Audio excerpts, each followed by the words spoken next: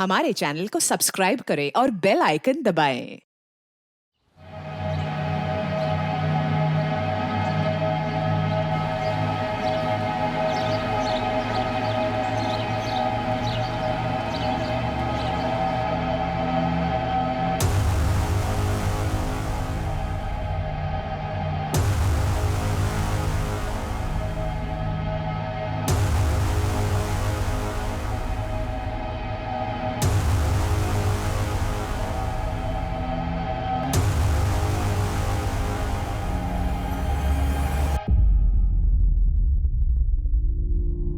ये बला टल जाएगी मुकेश, ये बला जल्दी टल जाएगी। कितनी जल्दी रामनाथ जी? बहुत जल्दी। एक अरसे से पूरा समय ही चल रहा है, ये दशा कब तक चलेगी?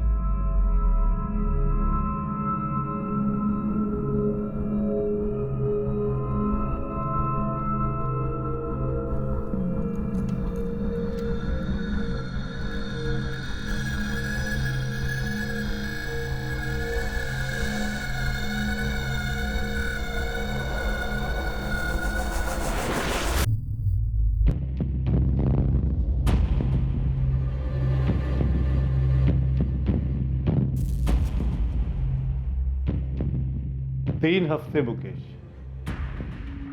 सिर्फ 3 हफ्ते। 3 हफ्तों के बाद तुम्हारी तकदीर बदल जाएगी मुकेश। उज्जवल भविष्य नजर आ रहा है मुझे।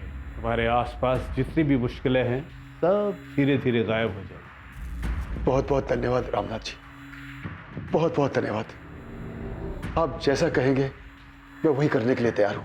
बस एक बार ये दशा टल जाए। क्या किसी इंसान के पास दूसरे इंसान का भविष्य देखने की शक्ति हो सकती है? क्या कोई किसी के आने वाले कल को अच्छे या बुरे कल में बदल सकता है? क्या जीवन के गंभीर मसलों का हल चमत्कारी ताकतों से पाया जा सकता है?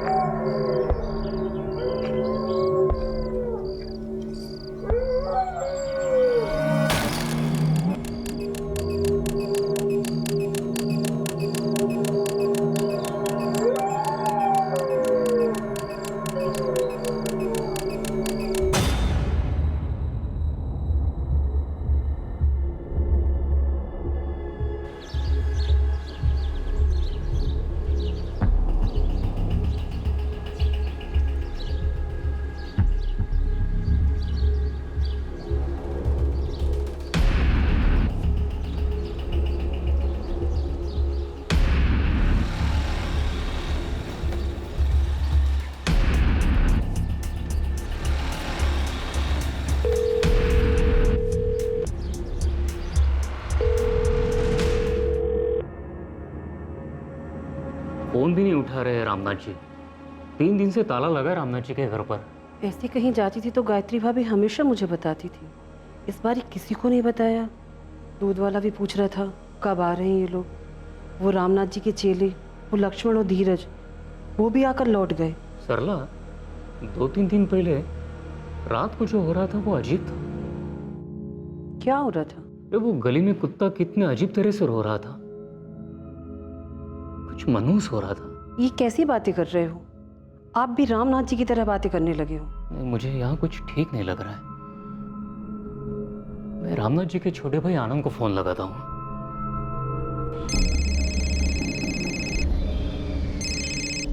नहीं रोहित, रामनाथ भैया ने मुझे कुछ नहीं बताया। हुआ क्या? नहीं, बस वो फोन नहीं उठा रहे हैं और 3 दिन से घर पर ताला है। 3 दिन से ताला लगा हुआ घर पे? हाँ आनंद, मैंने आखिरी बार उन्हें 16 जुलाई को देखा था, उसके बाद कोई भी नहीं दिखा। The number you have called is currently switched off.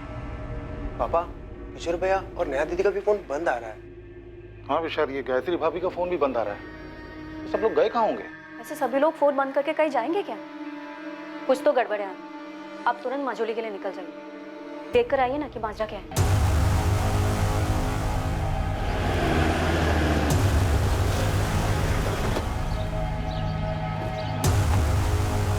Sir, मैं आनंद दीक्षित, रामनाथ दीक्षित का छोटा भाई।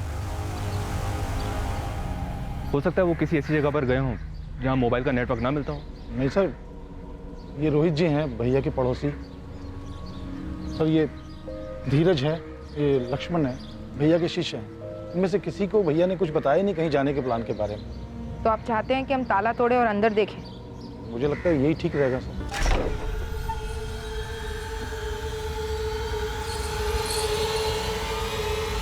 सर रुकिए, खून।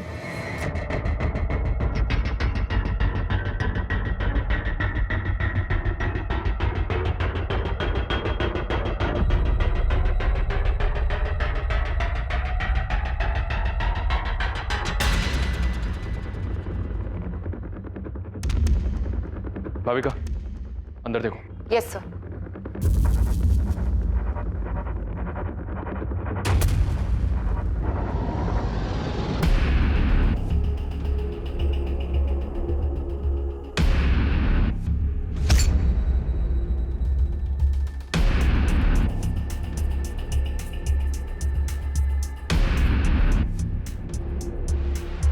यहाँ कुछ हुआ है सर? कोई है अंदर क्या? नहीं आनंद, अंदर कोई नहीं है।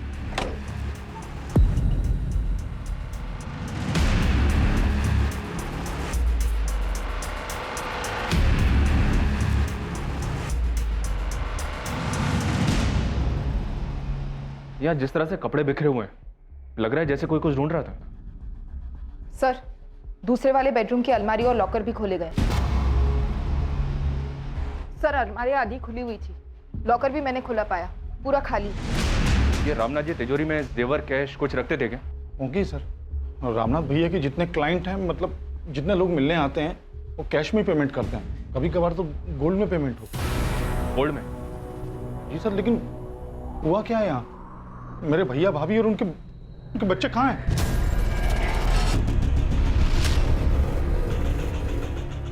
तोमर, फॉरेंसिक टीम को तुरंत आने को कहो।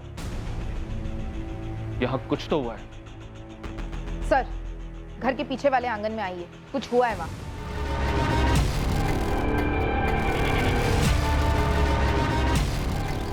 सर, यहाँ खुदाई हुई है, फिर ढका गया है, फ्रेश लगता है।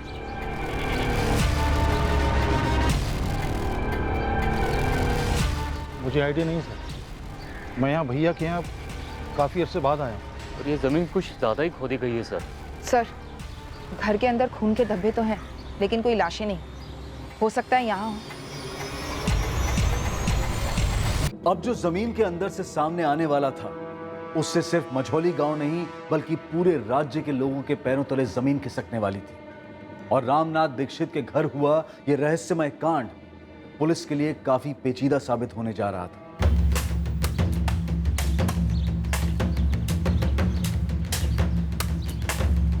आराम से खोदो, आराम से।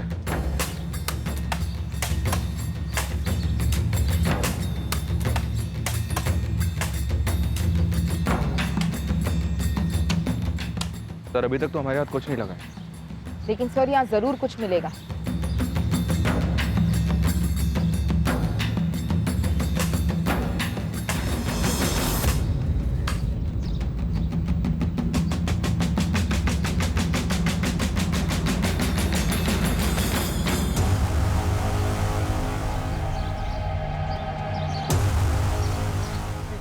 ये तो रामनाथ भैया है।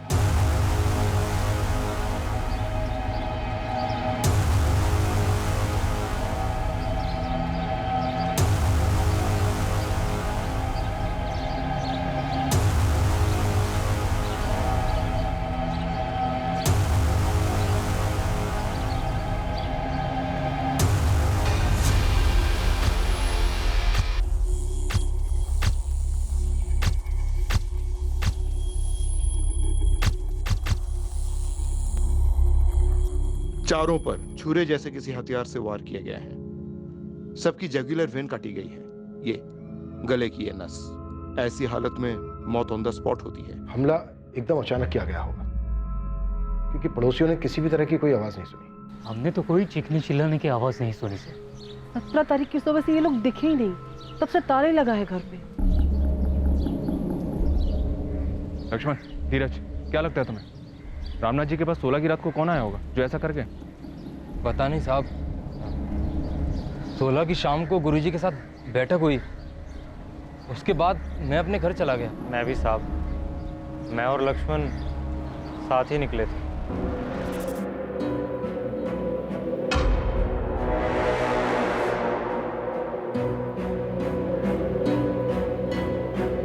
लक्ष्मण, उस रात कोई आने वाला था क्या रामनाथ जी से मिलने? गुरुजी ने तो ऐसा कुछ बताया नहीं।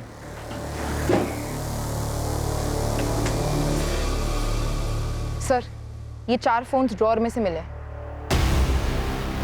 इन्हीं चारों के होंगे, रामनाथ जी, उनकी वाइफ गायत्री और बच्चे नेहा और किशोर। कम से कम 72 घंटे। 72 घंटे,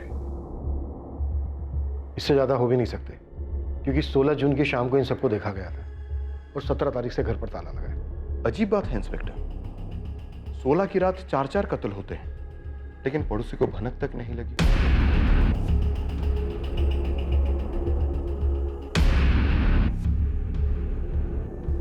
उस रात को कोई कुत्ता बड़ी डरावनी तरीके से रो रहा था, बस मुझे इतना ही याद है सर। कुत्ता रो रहा था? हाँ, मैं उठ गया था, बहुत ही मनुष्य सा लग रहा था, घबराहट सी होने लगी थी सर।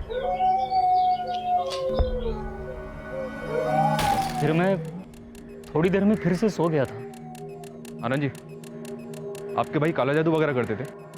नहीं, भविष्यवाणी करते थे, लोगों की मुश्किलें हल करते थे।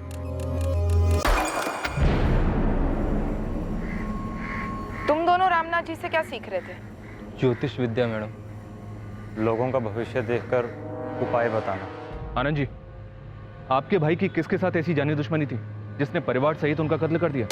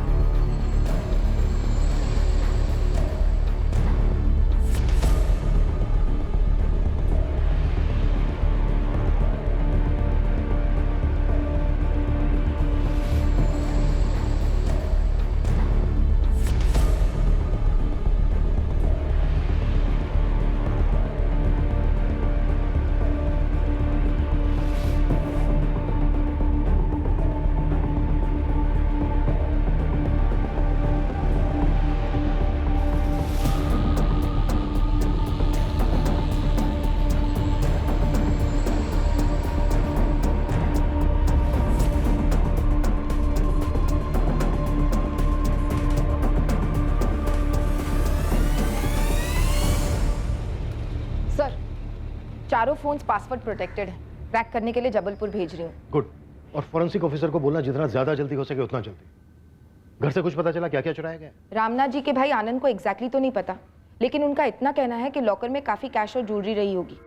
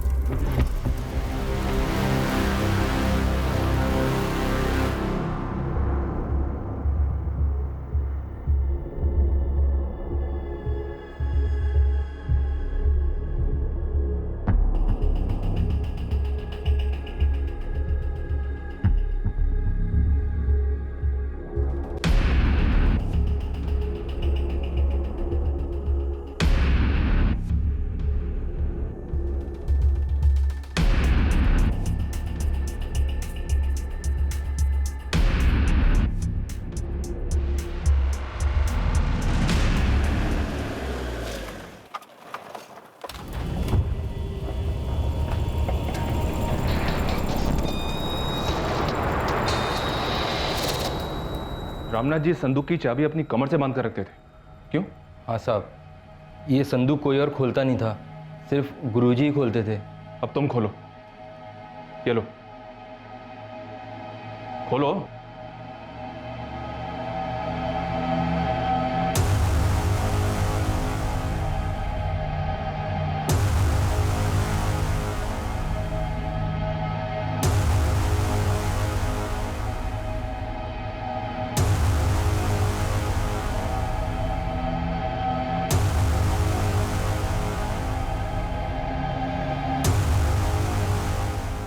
जिसने भी ये मर्डर किए वो अलमारी से शायद कैश और ज्वेलरी दोनों ले गया, फिर उसने एक संदूक क्यों नहीं खोला होगा? हमें कैसे पता होगा साहब? ये संदूक के अंदर क्या चीजें हैं? साहब ये गुरुजी की चीज़ें हैं, हमारे लिए तो संदूक को छूना भी मना था। ये उनके तंत्र मंत्र का सामान है क्या?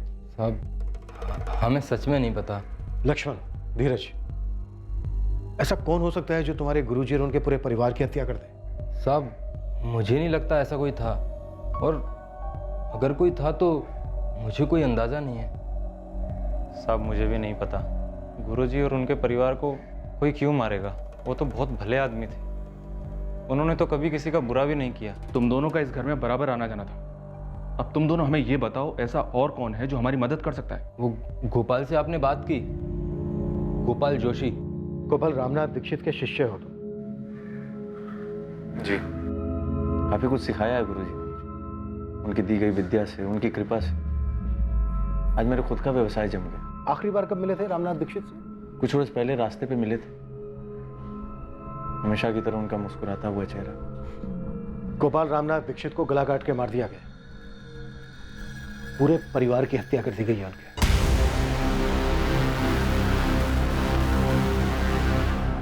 सर देर रात हुआ होगा, वो पड़ोसी रोहित कह रहा था कि उस रात को एक कुत्ता बहुत अजीब तरह से रो रहा था और काफी देर तक रो रहा था। इस तरह कुत्ते के रोने को अपशगुन माना जाता है, और रामनाथ तांत्रिक विद्याएं करता था। मनचंदा, ये खून के धब्बों के बीच की जो दूरी है ना, इन मर्डर्स की कहानी बयां कर रही है।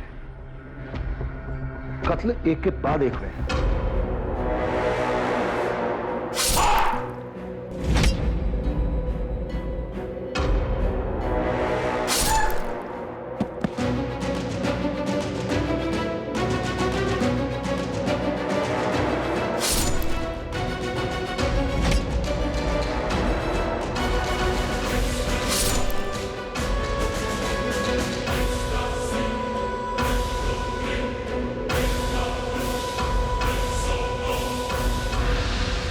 सिर्फ इतना ही नहीं, रामनाथ दीक्षित की पत्नी गायत्री और उनकी बेटी नेहा के साथ किया गया।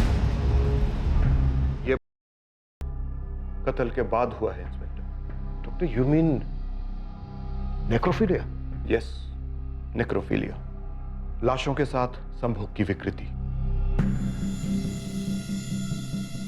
कौन हो सकता है वो जो ये सब कर सकता है? सर मुझे समझ में नहीं आ रहा कौन कर सकता है ऐसे।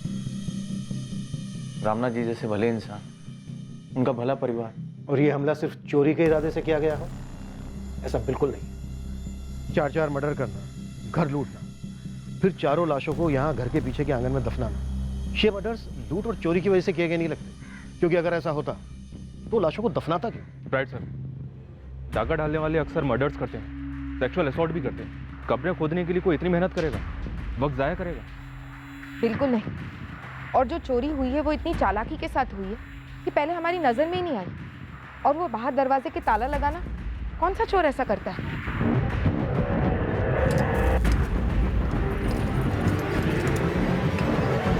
ये कोई निजी मसला है, या तो ये किसी जान पहचान वाले बहुत ही करीबी इंसान ने किया है, या फिर किसी से करवाया है बाकायदा डिटेल्ड इंस्ट्रक्शंस के साथ। कौन कहां पर होगा, क्या कैसे करना है, और क्या चीज कहां पर मिलेगी। लक्ष्मण और धीरज ने हमें बताया कि 1 साल पहले तक तुम अपने गुरु और उनके परिवार के काफी करीब थे। सर करीब था क्योंकि गुरु थे मेरे। जैसा कि मैंने आपको बताया कि आज मैं जो कुछ भी हूं, अपने पैरों पे खड़ा हूं, तो सिर्फ गुरु जी की वजह से। कौन हो सकता है वो जो इतनी नफरत करता था उनसे? बोलो गोपाल।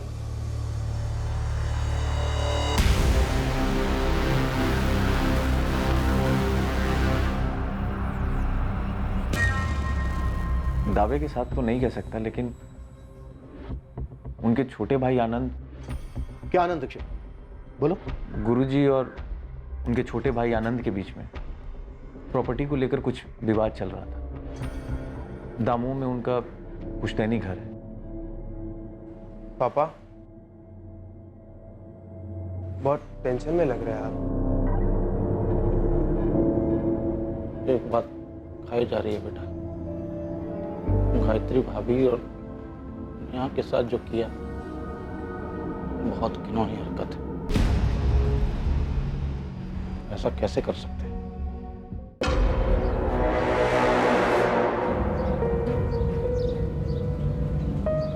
लक्ष्मण, क्या तू भी वही सोच रहा है जो मैं सोच रहा हूँ?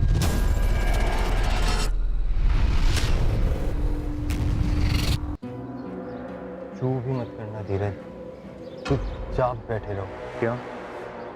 तुझे नहीं लगता हमें सब कुछ सच सच बता देना चाहिए? सच बताने जाएंगे तो हमारी जान पर आएगी। तुझे इतना तो समझ आ रहा है ना कि पुलिस को हम पे शक है। बिल्कुल समझ रहा हूँ मेरे भाई, इसीलिए बोल रहा हूँ, मुंह बंद रखना है हमें, एकदम बंद। इन 4 भयंकर हत्याओं के रहस्य की एक चाबी थी। ये चाबी वो एक बात थी जिसके बारे में रामनाथ दीक्षित के शिष्यों लक्ष्मण और धीरज ने चुप्पी साधने का फैसला कर लिया था। ये कोई साधारण चोरी के दौरान हुआ हत्या का मामला तो बिल्कुल ही नहीं था। अब सवाल यह था कि नौजवान कब तक खामोश रह पाते और इस केस का सच कब तक छुपा रहता।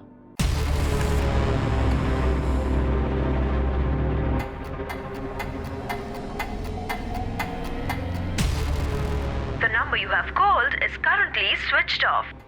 गिरी, ये नंबर 44579124 फोन कंपनी से पता करो किसका है, अर्जेंट। जी मैडम।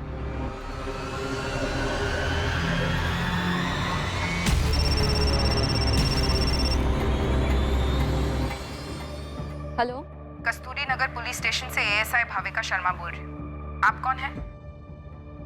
जी मैं श्रेया गोयल बोल रही हूँ। तुम्हारी और किशोर दीक्षित की काफी बात होती थी फोन पर। जी हाँ, हम दोस्त थे। तो तुम्हें तो पता ही होगा किशोर दीक्षित का मर्डर हो गया है। जी हाँ, जानती हूँ।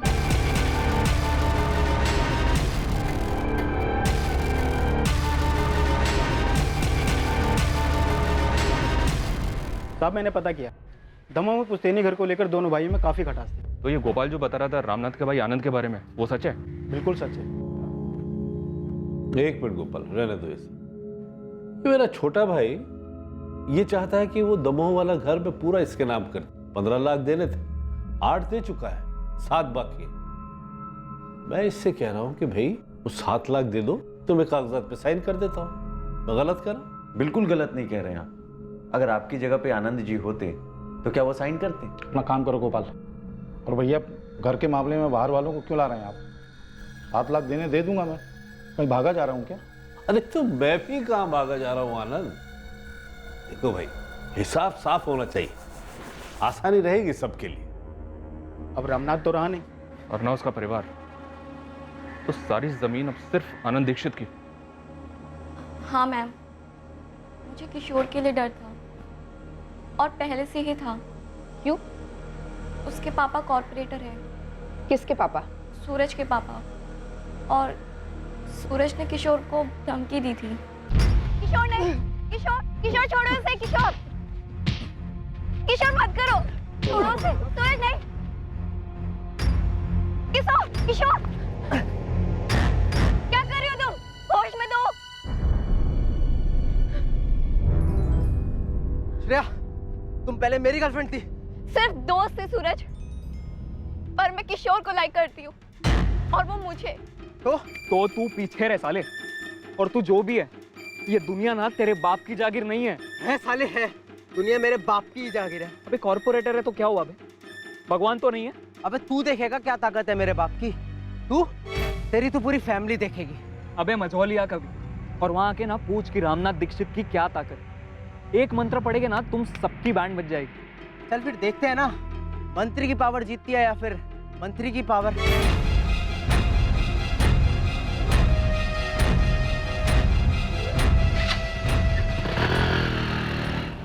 मैं किशोर के लिए डरती थी।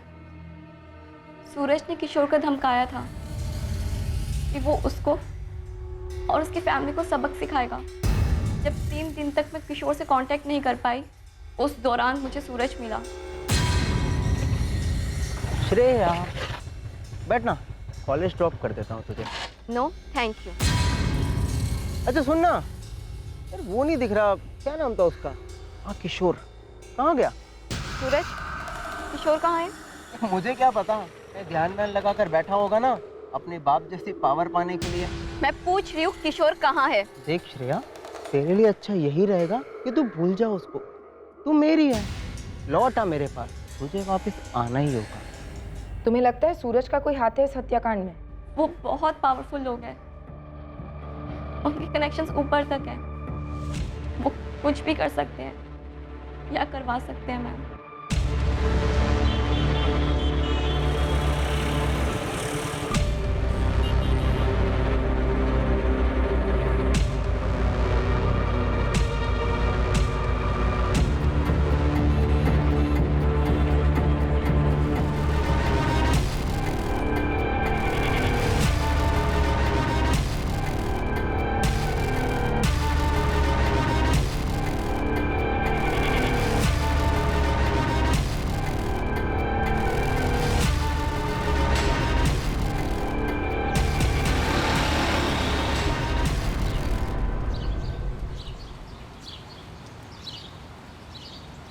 गोपाल भाई, गोपाल भाई।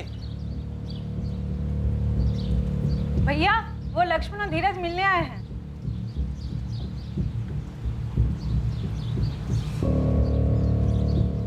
गोपाल भाई, एक बात थी जो हमने आपको नहीं बताई। क्या? पुलिस ने लक्ष्मण से गुरुजी की संदूक खुलवाई।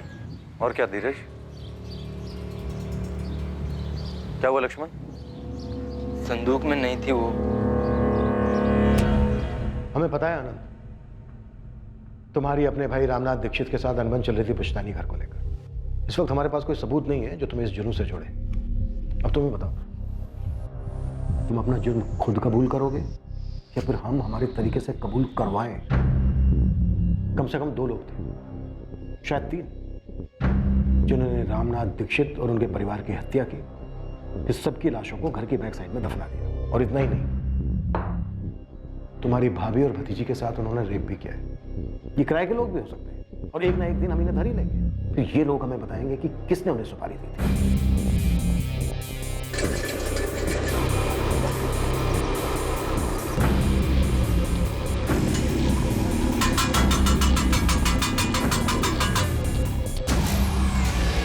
उस गोपाल ने चुगली की।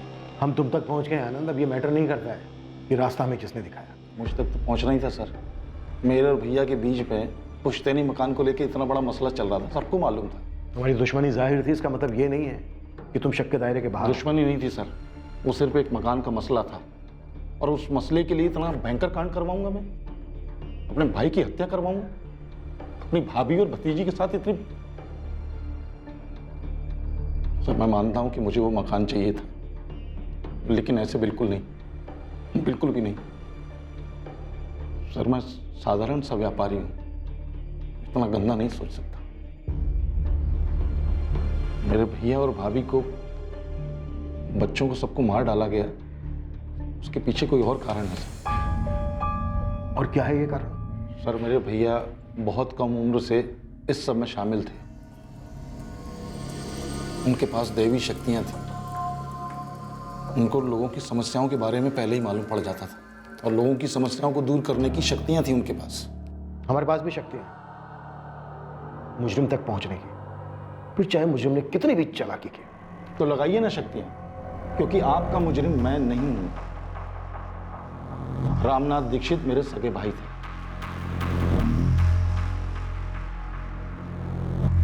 माधव रघुवंशी नाम है सर। रामनाथ की बेटी नेहा के कॉल रिकॉर्ड्स में काफी बार आया है।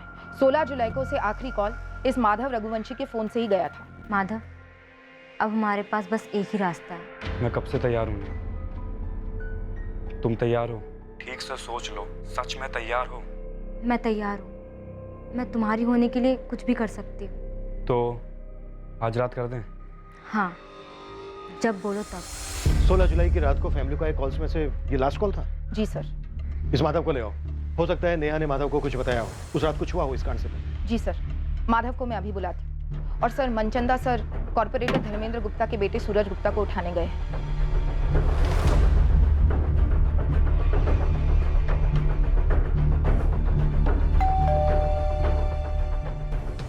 इंस्पेक्टर, तुम मेरे ही घर में घुसकर मुझसे ये पूछ रहे हो कि मेरे बेटे ने यह कांड किया है, और इस कांड को अंजाम तक पहुंचाने में मैंने इसकी मदद की है, वो भी उस किशोर के साथ हुए पिद्दू से झगड़े के लिए। मैं एग्जैक्टली यही पूछ रहा हूँ। आप कोऑपरेट करेंगे तो सबके लिए अच्छा होगा। काफी बहादुर हो सब इंस्पेक्टर कुशल मनचंदा। उस श्रेया ने कान भरे हैं ना आपके, लेकिन उसने ये तो नहीं बताया होगा कि उसके किशोर ने क्या धमकी दी थी मुझे। किशोर और उसके परिवार वाले मारे गए, हत्या उनकी हुई है। वो आप लोग निकलवाते हैं ना फोन रिकॉर्ड वगैरह, पहले वो निकलवाइए। जब हमारे खिलाफ सबूत इकट्ठा हो जाए तब आप यहाँ पर आइए। और हाँ, ये बेवकूफ़ी को ना बहादुरी ना समझिए, महंगी पड़ेगी।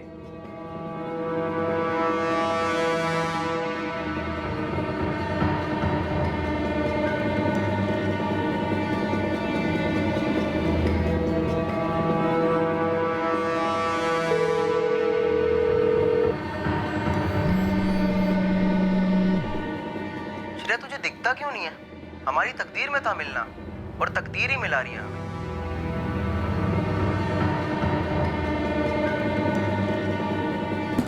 माधव, माधव, दरवाजा खोलो बेटा।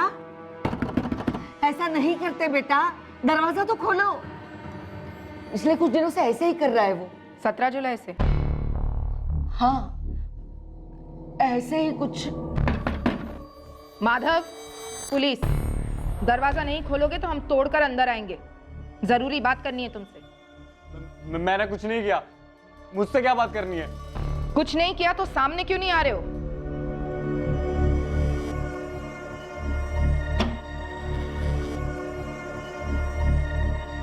सोलह जुलाई की शाम को उस घर में आखिरी कॉल तुम्हारा था, नेहा दीक्षित को। क्या बात करनी है आपको? बात थाने में होगी। देखो माधव, चुप रहकर तुम अपनी खुद की कब्र खोद रहे हो और हमें यह सोचने पर मजबूर कर रहे हो कि रामनाथ और उसके परिवार की कब्र तुम ही ने खोदी। नहीं सर, ये क्या बोल रहे हैं आप? तो सच क्या है? क्या हुआ था?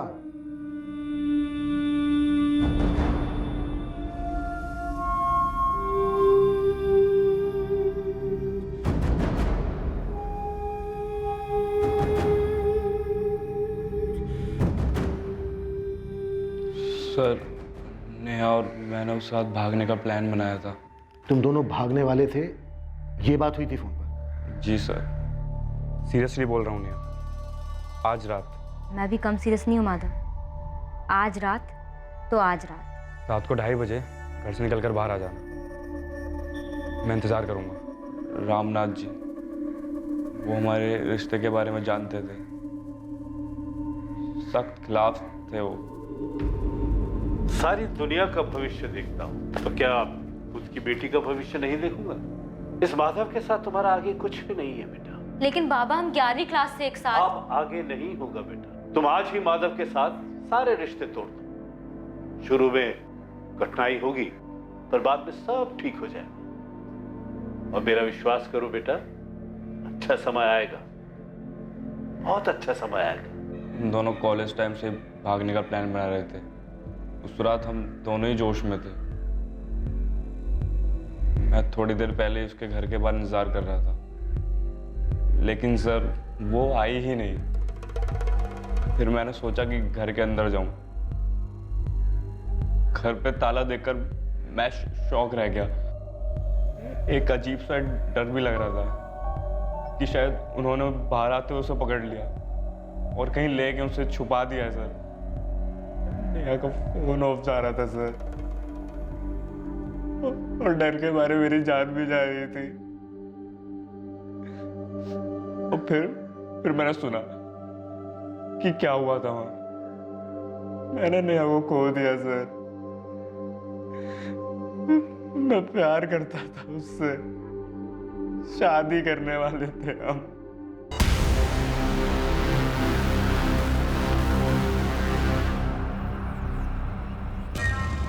सर, इस माधव को क्लीन चिट देना बनता नहीं, कुछ तो छुपा रहा है। उसी रात भागने का प्लान बनाना अटपटा लगता है। सर मुझे लगता है कॉर्पोरेटर धर्मेंद्र गुप्ता और उसका बिगड़ा बेटा सूरज, ये दोनों इस कांड में शामिल हैं। और मैंने अभी तक आनंद दीक्षित को क्लीन चिट दी नहीं। मुझे उसका मोटिव स्ट्रांग लग रहा है।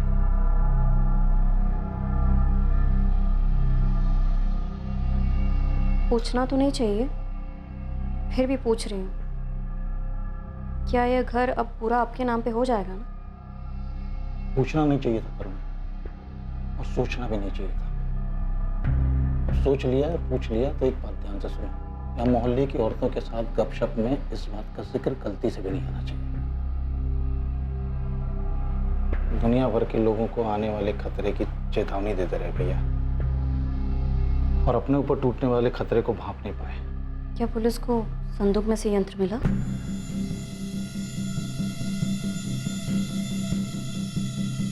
तुझे किसी भी बात की चिंता करने की जरूरत नहीं है। अरे पुलिस अपना काम करेगी, उसे करने दे। तुझे मैं कुछ नहीं होने दूंगा। मुझे रत्ती भर का डर नहीं है पापा। जो होना था वो होना ही था, तो हो गया। जो होना था वो होना ही था, सो हो गया। क्या बात है? माधव, तू मुझे छोड़ के भाग जाने वाला था। अरे नहीं माँ। लेकिन तू तो कह रहा था कि उस रात तू नेहा के साथ भागने वाला था। क्या बात है बेटा? तू कुछ छुपा रहा है मुझसे? बताओ ना मुझे। माँ हूं मैं तेरी, सच बता। तू जो कह रहा था वो सच नहीं है ना?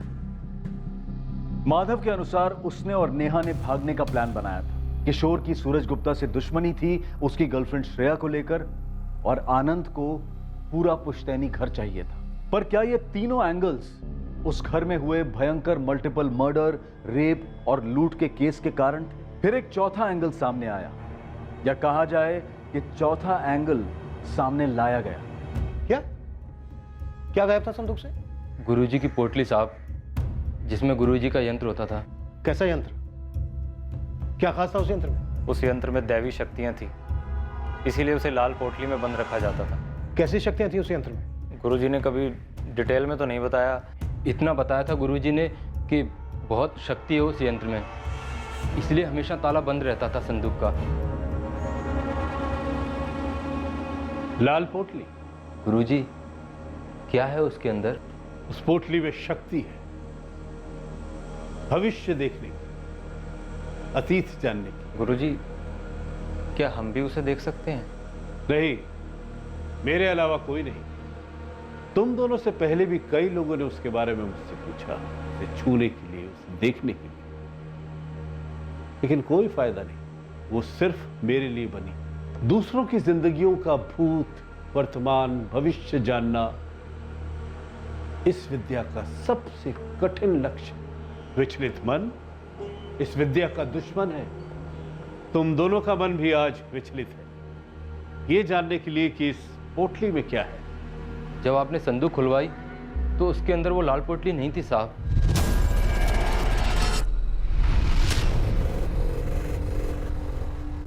और ये बात तुम लोग अब हमें बता रहे हो? साहब, हम डर गए थे। हमें लगा कोई है जो इस यंत्र की ताकत को जानता है, उसी ने उसे चुराया है, और अब गुरुजी की शक्तियां उसके अंदर भी आ गई हैं। और हमने मुंह खोला तो वो हमें कुछ कर सकता है।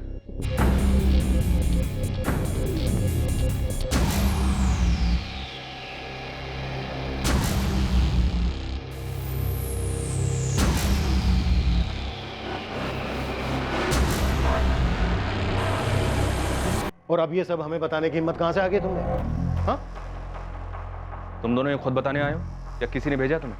हमें किसी ने नहीं भेजा, हम खुद ही आए हैं। काफ़ी डरे हुए थे, फिर सोचा नहीं, हमारे गुरुजी की आत्मा हमारी रक्षा करेगी, पुलिस को सच बताना ज़रूरी है, इसलिए आ गए। और साहब, जो आदमी ऐसा कर सकता है वो एक तांत्रिक ही होना चाहिए, और वो साहब हम दोनों को लगता है कि वो। क्या वो? कौन तांत्रिक हो सकता है वो? वो गोपाल जोशी हो सकते हैं। संदूक में वो लाल पोटली नहीं थी, यंत्र कोई चुरा ले गया है। क्या गुरुजी और उनके परिवार का कत्ल उस यंत्र के लिए किया गया था? बकवास मत करो। पढ़ा नहीं तुम लोगों ने कि गुरुजी की पत्नी और उनकी बेटी के साथ क्या हुआ? कोई भी भक्त या गुरु ऐसा कभी नहीं करवाएगा।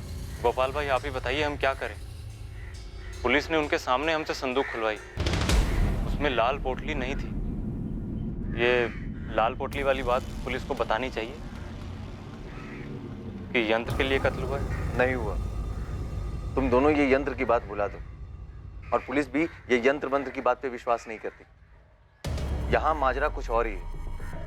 लेकिन यंत्र गायब है। तो होने दो गायब। याद करो, उस यंत्र को सिर्फ हमारे गुरुजी इस्तेमाल कर सकते थे, और वो नहीं चाहते थे कि उसे कोई और छुए भी। मेरी राय मानो, तुम लोग उस यंत्र के बारे में बात तक मत करो। गोपाल भाई की सलाह हमें अजीब लगी साहब। साहब, उन्हें तो सीधे सीधे कहना चाहिए था कि पुलिस को जाकर सब बता दो, लेकिन उन्होंने ऐसा नहीं किया। तभी हमें गोपाल भाई पर शक हुआ।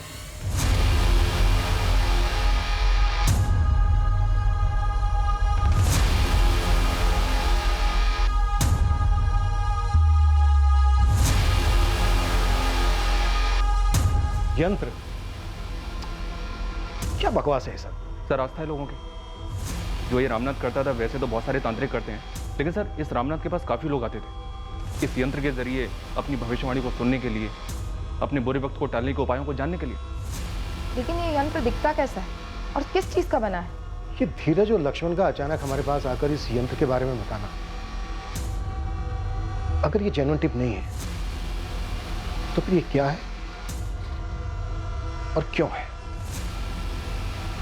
संदिग्धों की सूची में अब एक नया नाम जुड़ा। क्या इस नए संदिग्ध गोपाल का सामने आना दरअसल पुलिस को गुमराह करने की एक चाल थी, ताकि वो लोग जो पहले से पुलिस के रडार में हैं वो बच निकले? क्या किसी इंसान के पास ऐसी चमत्कारी शक्तियां हो सकती हैं जिससे वो किसी दूसरे इंसान के अतीत को पढ़ सकता है और उसके भविष्य को देख सकता है? रामनाथ दीक्षित के संदूक से एक रहस्यमयी लाल पोटली भी चोरी हुई थी, जिसमें ये तथाकथित जादुई यंत्र था जिसे रामनाथ हमेशा सबसे छुपाए रखते थे। इस मल्टीपल मर्डर और रेप केस के पीछे असली कारण क्या था? पुलिस के लिए इस केस के सारे एंगल्स को छांटकर जुर्म की कहानी और मुजरिम की शक्ल दोनों को सामने लाना काफी मुश्किल साबित होने वाला था। लेकिन पुलिस असली गुनहगार तक पहुंची, और जब इस गुनाह का असली मकसद सामने आया तो सब के सब बुरी तरह से हिल गए। हम इस केस को अंजाम देंगे कल रात इसके दूसरे और आखिरी भाग में। अब मैं अनूप सोनी आपसे विदा लेता हूं, फिर मुलाकात होगी। याद रखें, आपके और क्राइम के बीच में सिर्फ इतना फर्क है कि आप कितने सतर्क हैं। सतर्क रहें, सुरक्षित रहें। जय Hind. For more updates, subscribe to our channel, click the show links and enjoy watching the videos.